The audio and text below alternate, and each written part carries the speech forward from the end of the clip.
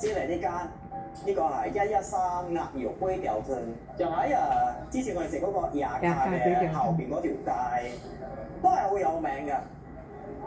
哇！好嘛，就呢個鴨肉杯吊頓小啦，啊！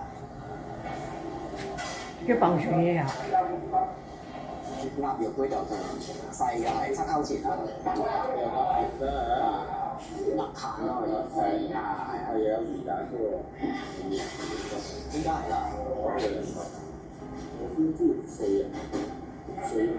哦，應該係啊，肉餅咁樣啦。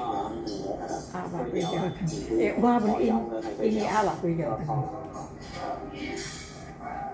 你先切埋鴨肉切埋，試下啲鴨肉。